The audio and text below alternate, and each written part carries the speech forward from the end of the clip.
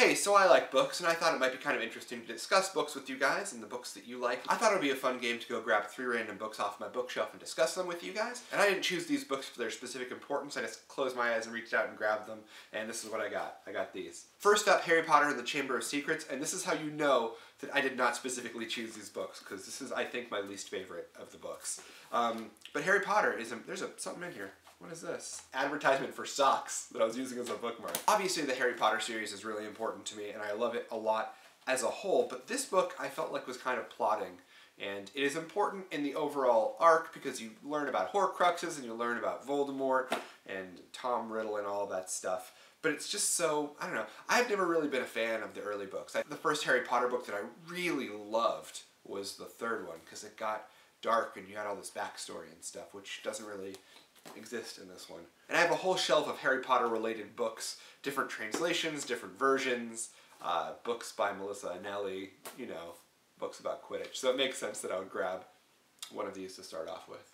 The next book I grabbed was Ender's Game, which is a book that I read when I was a little bit older. A lot of people read this book when they're very young, which is interesting because it's kind of a violent book, but a lot of people read it. It informs their idea of literature quite a bit and their idea of what science fiction is supposed to be quite a bit, but I read it, I mean, really just like 3 years ago.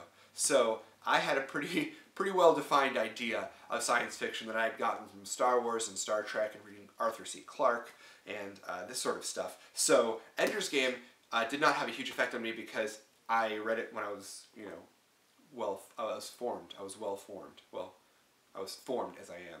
Definitely imagine how reading this book as a 12-year-old, or, you know, just really identifying with Ender as being very similar to you, I think that could have made a huge impact on me, and I would have been really good at war, probably. The last book I grabbed is Survivor by Chuck Palahniuk. If you've ever been curious how to say that author's name, it's Palahniuk. He wrote Fight Club and Choke and Survivor and Lullaby and Invisible Monsters and a ton of great books. His style is really raw. It's in present tense, and that allows the story to always be happening, not only to the character, but to you as well. And I enjoy his sort of stream of consciousness style, and a random thought from the character every now and then. And at first, it seems like it has no relevance to what's going on, but by the end of the chapter, or perhaps by the end of the book, it is tied in beautifully. That's 3 random books for my bookshelf. That could be like a 3 random books tag.